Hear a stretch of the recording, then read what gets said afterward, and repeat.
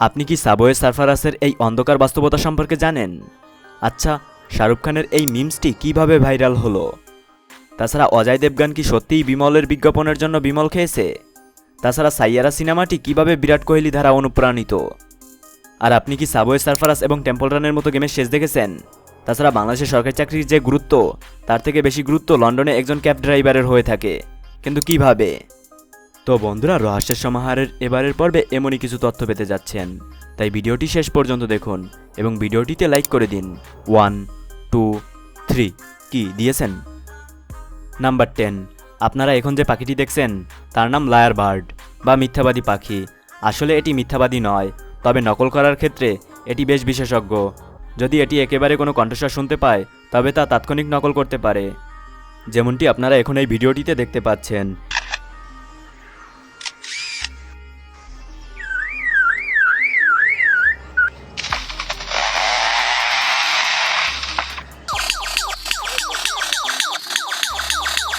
এটি সকল আওয়াজ এমনভাবে নকল করে থাকে যে কোনটি আসল আর কোনটি নকল তার মধ্যে তেমন পার্থক্য থাকে না।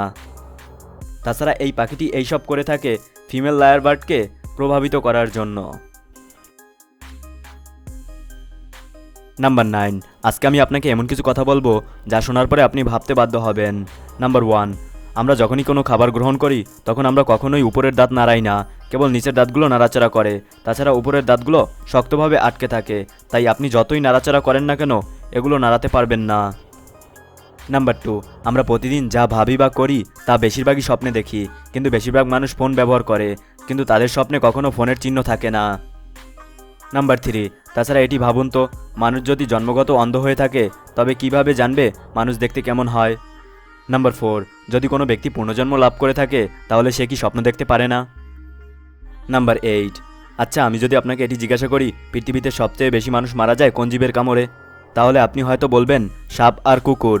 কিন্তু আমি যদি আপনাকে বলি পৃথিবীতে বেশিরভাগ মানুষ মারা যায় মশার কামড়ে, আসলে কুকুরের কামড়ে বছরে পুরো পৃথিবীতে 60,000 মানুষ মারা যায়, আর সাপের কামড়ে 1 লক্ষ, কিন্তু মশার কামড়ে প্রতি বছর 10 লক্ষ মানুষ মারা যায়। তাছাড়া মশার কামড়ে নানা ধরনের রোগ হয়, যেমন ডেঙ্গু, ম্যালেরিয়া এবং জিকা ভাইরাস আক্রমণ করে থাকে, আর এ কারণেই মশাকে পৃথিবীর সবথেকে ভয়ঙ্কর জীব হিসেবে বিবেচনা করা হয়। তাছাড়া আপনার মনে কখনো না কখনো এই প্রশ্নটি ঠিকই উঠেছে যে মশা আমাদেরকে কিভাবে খুঁজে পায়। আসলে আমরা যখন শ্বাস নিয়ে থাকি তা অক্সিজেন হয়ে থাকে, আর ত্যাগ করি কার্বন ডাই অক্সাইড, আর এই কার্বন ডাই অক্সাইডকে শুকে অনেক দূর থেকেই মশা আমাদেরকে টার্গেট করে ফেলে। নাম্বার 7, আচ্ছা, ট্রেনের রাস্তায় যদি নন নিউটন ফ্লুইড রাখা হয় তবে কি হবে? এটি কি ট্রেনটিকে উল্টে দিবে? আসলে নন নিউটন ফ্লুইড এমন একটি তরল যার উপরে আপনি যত বেশি বল প্রয়োগ করবেন এটি তত বেশি শক্ত হয়ে যাবে, আর আপনি যদি এর উপরে বল প্রয়োগ না করেন তাহলে এটি নরম হয়ে যাবে। আসলে নন নিউটন ফ্লুইডের উপর যখন বল প্রয়োগ করা হয় তখন এর ঘনত্বের পরিবর্তন হয়, কিন্তু যদি এর উপরে ট্রেনের বল প্রয়োগ করা হয় তাহলে কি এটি শক্ত হয়ে যাবে নাকি ট্রেনটিকে উল্টে দিবে? আর এটি প্রমাণ করার জন্য নন নিউটন ফ্লুইড একটি বেলুনে ভরে ট্রেনের ট্র্যাকে রাখা হয়েছিল, আর যখন এই বেলুনটির উপর দিয়ে ট্রেন চলে গিয়েছিল তখন বেলুনটি টুকরো টুকরো হয়ে গিয়েছিল। আসলে এটি তরল হোক বা তরলের অনুভূতি হোক না কেন, ট্রেনের সামনে কিছুই দাঁড়াতে পারবে না, তবে নোকিয়া ফোন নিজের থেকে যদি আসে তাহলে হয়তো এটি কাজ করতে পারে। নাম্বার 6, আপনি নিশ্চয়ই টেম্পল রান, সাবওয়ে সারফারাস এমনকি মিনি অনার্সের মতো গেম খেলেছেন, যখন কিনা পাবজি ও ফ্রি ফায়ারের মতো গেম ছিল না, বা আমরা তার সম্পর্কে জানতাম না। কিন্তু যদি আপনাকে জিজ্ঞাসা করি যে আপনি কি কখনো এগুলি কি শেষ করেছেন, অর্থাৎ এই গেমগুলির শেষ কোথায়? আসলে সাবওয়ে সারফারাস, টেম্পল রান ও মিনি অনার্সের মতো গেমগুলির কোনো শেষ নেই, এগুলি এমনভাবেই তৈরি করা হয়েছে। তাছাড়া এই গেমগুলির একটি মূল উদ্দেশ্য হয়ে থাকে, তা হলো কয়েন বা পয়েন্ট জমা করা। তাছাড়া এই গেমের যদি কোনো শেষ থাকতো তাহলে যে কেউ এটি বের করে ফেলতো, তাছাড়া আর এটি দ্বিতীয়বার খেলার ইচ্ছা হতো না। আর আপনি কমেন্ট করে জানাতে পারেন যে এই 3টি গেমের মধ্যে আপনি কোন গেমটি বেশি খেলেছেন। নাম্বার 5, আজকাল শাহরুখ খানের এই মিমসটি অনেক বেশি ভাইরাল হচ্ছে, কিন্তু এর শুরু কিভাবে হলো? আসলে এই ছবিটির আসল লোক হলো এটি। তিনি 2009 সালে এটি ফ্লিকারে আপলোড করেছিলেন। পরবর্তীতে 2013 সালে প্রথমবারের মতো লোকেরা এই ছবিতে পরিবর্তন করে ফেসবুকে আপলোড করে দেয়, আর 12 বছর পর জুলাই 2025 সালে এটি ভাইরাল হতে শুরু করে, যখন সালমান খান ও বিরাট কোহলির ভক্তরা শাহরুখ খানের ইনস্টাগ্রামে এই কমেন্টটি উপহার দিতে থাকে এবং তাকে ট্রোল করতে শুরু করে, আর তাও হালকা কিরণ ডায়লগের মাধ্যমে। আর যখনই শাহরুখ খান এটি জানতে পারেন তখনই তিনি তার টিমকে কাজে লাগিয়ে দেন এবং তৎক্ষণাৎ এটিকে সরিয়ে ফেলা হয়।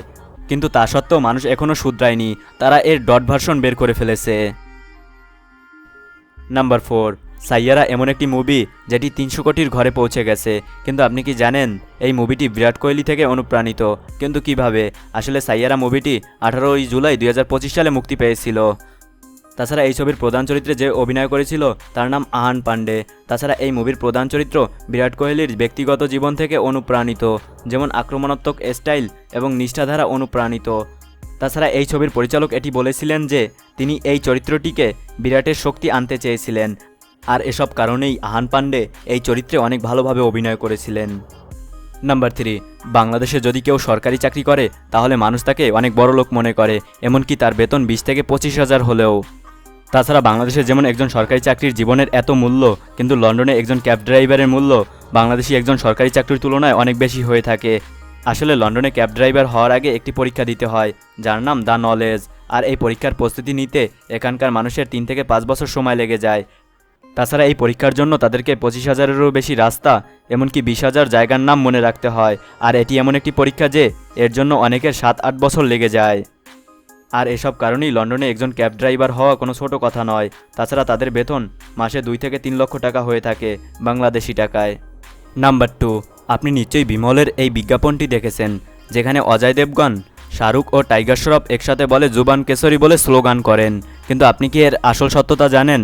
আসলে এই বিজ্ঞাপনের সময় কোনো পান মশলা ব্যবহার করা হয়নি। হ্যাঁ, এটি সত্য। আসলে শুটিংয়ের সময় অভিনেতাদের পান মশলা দেওয়া নিষেধ, আর এজন্য এ সময় হয় গুঁড়া দুধ ভরা প্যাকেট বা খালি প্যাকেট ব্যবহার করা হয়। তাছাড়া আসল পান মশলা স্বাস্থ্যের জন্য ঝুঁকিপূর্ণ। তাছাড়া বিজ্ঞাপনের সময় যে প্যাকেটে এত বেশি কেশর ভরা দেখায় তা আসলে একটি ক্রান্ত ধারণা, এবং বাস্তবে প্যাকেটে লাল জাফরানের কোনো উপস্থিতিই নেই। এটি কেবল দেখানোর জন্য ভিজুয়াল ইফেক্টের জাদু, আর কিছু ক্ষেত্রে বিমলের প্যাকেটের জায়গায় গ্রিন স্কিন ব্যবহার করা হয়ে থাকে। নাম্বার 1, সাবওয়ে সারফারাসের আসল ঘটনা শুনলে আপনি কাঁদবেন।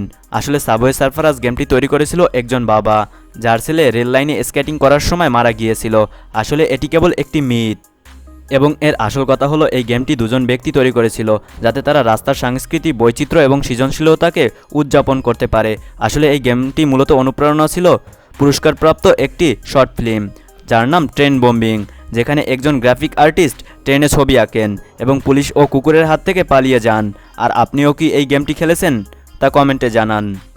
তো বন্ধুরা, রহস্যের সমাহারের এবারের ভিডিওটি এই পর্যন্তই। ভিডিওটি কেমন হয়েছে তা কমেন্টে জানান। ভিডিওটি ভালো লাগলে ভিডিওটি লাইক করুন, আর এরকমেরই ভিডিও পেতে রহস্যের সমাহার চ্যানেলটি সাবস্ক্রাইব করুন এবং পাশে থাকা বেল আইকনটি অলে প্রেস করে রাখুন।